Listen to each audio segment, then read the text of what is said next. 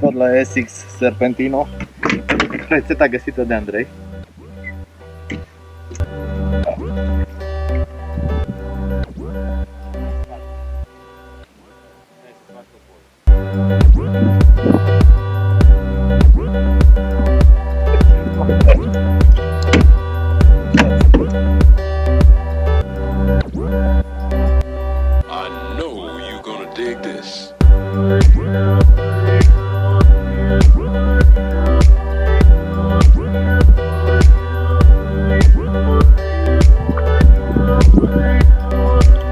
Și a fugit în Brădiș.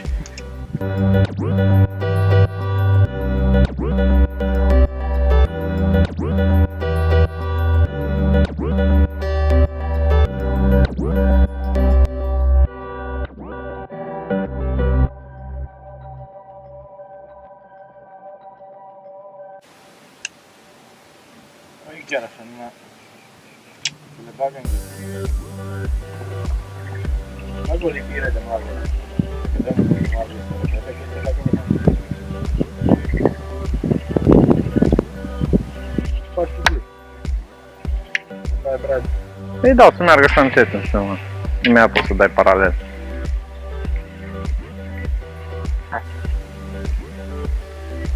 Să da, mai țin minte la periprava cum se șneau prin iarbă. La Bazbec. Nebunea. N-am mai prins fenomenul ăla niciunde, niciodată. Auzea Bazbec. Mă vedeai bule de sub iarbă și te așteptai să te ia de mână. Sau venea cu bani. Da. Sau la Belo Blato, frate, când dădeau în trese, să știai, așteptai deja momentul atacului. Da, numai se mișca trese. Deja știai că e pe sistem.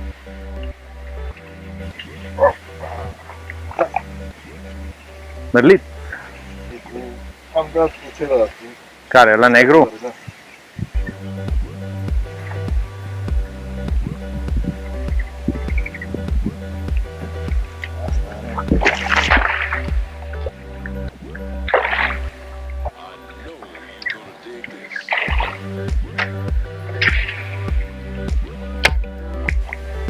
Uite, iarăți o... Tot la SX Serpentino.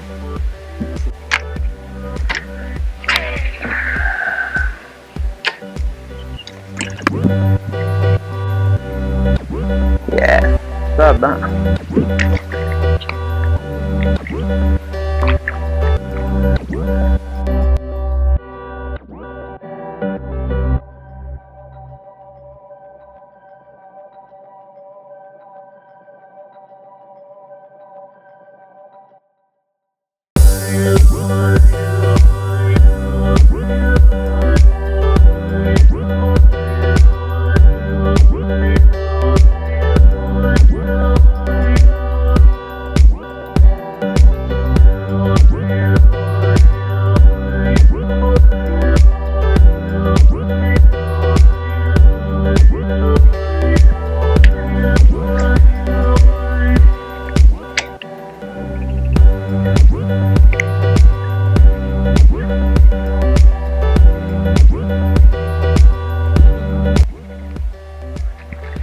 Mamă, unde ți-o sărit după ea? Nu mă uitam la ea. Nu-i înțepat din reflex? Da, am auzit așa, am înțepat din reflex. Bine, aș fi simțit. Mai pune botă.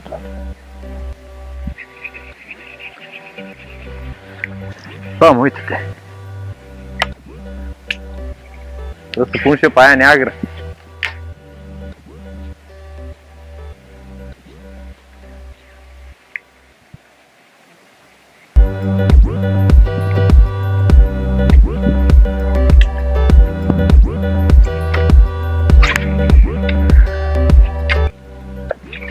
Uai, delfinul ăsta nu-i mică.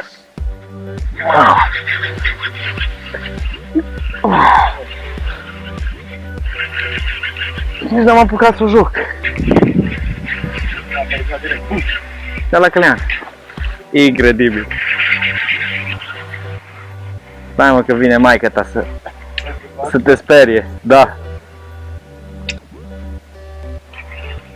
Că asta nu e chiar așa mică. Și nervoasă. Trebuie să-mi dai și mie gripul de data asta.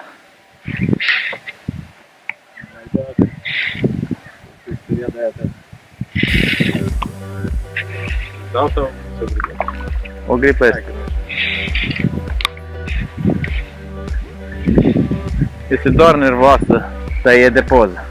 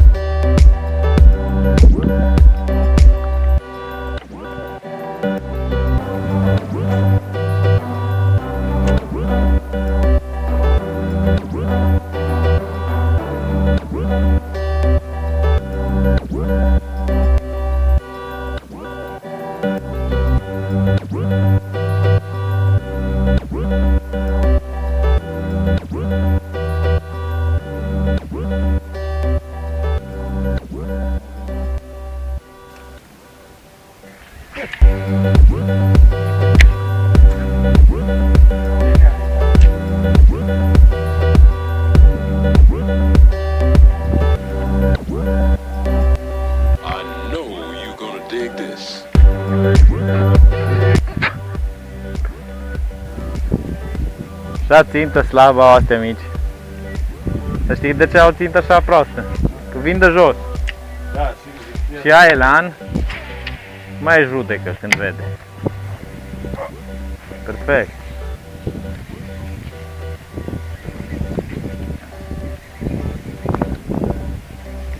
Tot la broască. Da.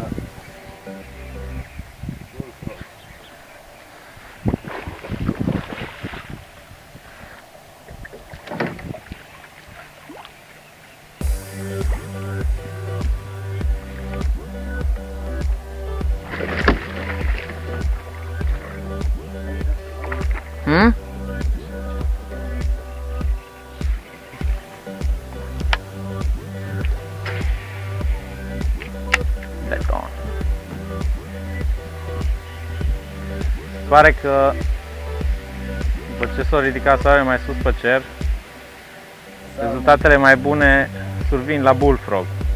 La prima oră pe platforme am găsit acolo șpiucile destul de active. Acum s-a ridicat soarele în sus, e sus pe cer, e ora 11 și un sfert. Deja șpiucile nu mai sunt active pe platforme și ne-am îndreptat pe marginea incintei pe canalul care mărginește incinta. Aici apa e mai adâncă, e brădiș mult dezvoltat pe verticală și pescuim la broaște. Dacă de dimineață am mâncat foarte bine la Serpentino, de la Storm, acum văd că preferă broaștele mai mult și am prins cam la toate culorile. Hai să-ți prind repede una. Să-ți prind repede una.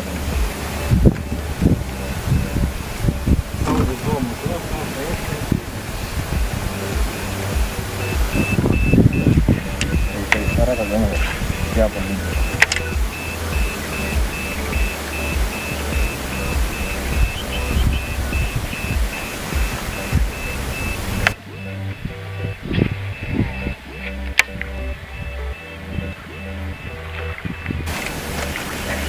Ai luat-o? Nu, s-au ratat. Extraordinar. Oricum câteva rateuri trebuie să avem și din drept.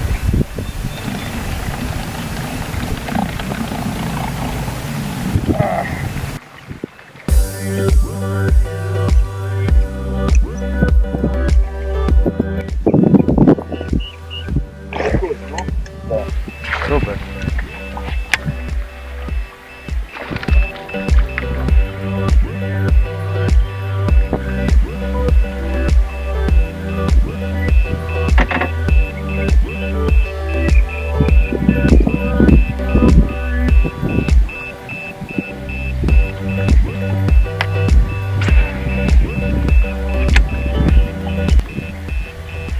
Băi, mă rog de mai.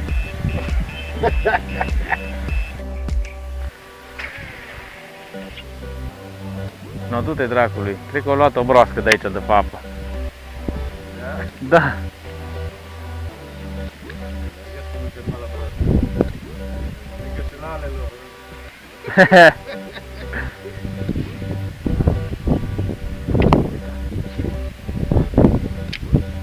Hai mă.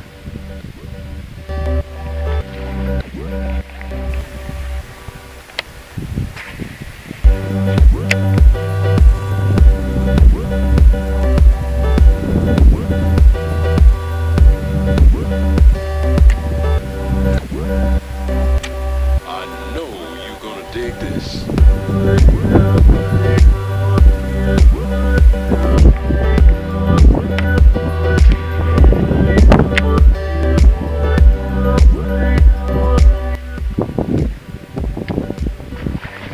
Iai, tulbai. Cred că tot ai, că din partea aia au venit. Bă, dar forțoasă-i, mă. Uite acolo. Mamă, și-o luat-o până în străfundul gurii. Dă-mi. Ia uite. Dau.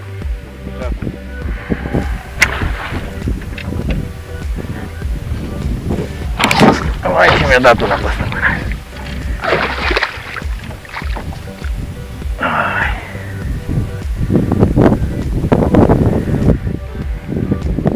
Te rog, dăm cleștele lung. Hai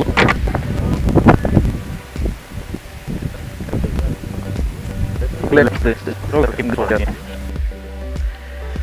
De gros. Asta-i. Hai să dăm frumosul. Prima oară ai atacat la Răzvan.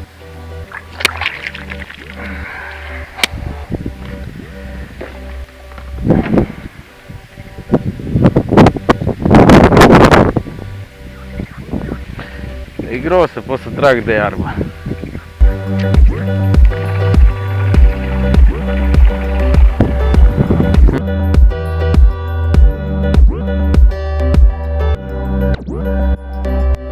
I know you're gonna dig this.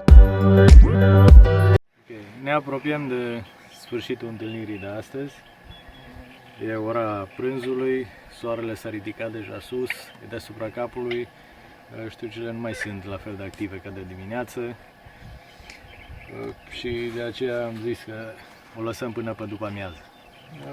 Dimineața am intrat pe platformele din mijlocul incintei, am căutat să pescuim, știu că în zonele unde s-a pescuit cât mai puțin, pe zone cu nuferi, cu brădiș, să fie cât mai multă vegetație. Am pescuit la prima oră, eu am încercat tot felul de năluci, această broască popper de la Storm,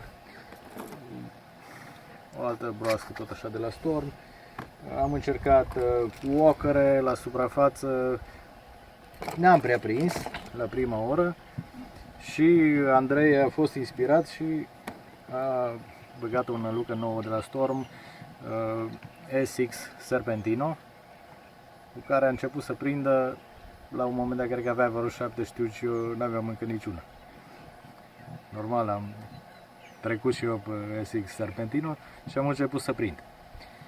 M-am ținut așa cam până pe la ora 10, când soarele se ridicase deja și pe platformele acestea cu apă relativ mică, știucile n-au mai răspuns la fel de bine. Atunci ne-am îndreptat spre marginea incintei, unde e un canal ocolitor, care are apă cam de 2 metri adâncime și profitând de faptul că sunt pâlcuri de brădiș, am putut să pescuim în jurul acestora, în locurile mai umbrite, unde am început să avem din nou atacuri. Deci știucile erau inactive din cauza luminii din apă, din cauza asta n-am prins pe incinte, cred eu, pe platformele de pe incinte, dar am continuat partida. Pe canalul acesta ocolitor am început să prindem foarte bine la broaște, la bullfrog, la storm. Aceasta este, n-am văzut vreo diferență la culori, am prins și la modelul acesta negru cu roșu, la acesta galben și la acesta în pattern relativ natural maro. Și cam astea au fost nălucile cu care am prins astăzi. Cel mai bine a mers la nălucile astea soft, cu cârlige duble. Am avut și multe ratăuri spectaculoase, dar am și prins multe știuci. Cam asta a fost istoricul partidei de astăzi. O să vă vorbesc puțin și despre nălucile cu care am pescuit, cât și despre echipamentul folosit. Voi începe cu nălucile, pentru că sunt niște năluci noi pe piață, SX Soft Serpentino de la Storm. Sunt singurele năluci de genul acesta tip Walk the Dog, care nu sunt broaște.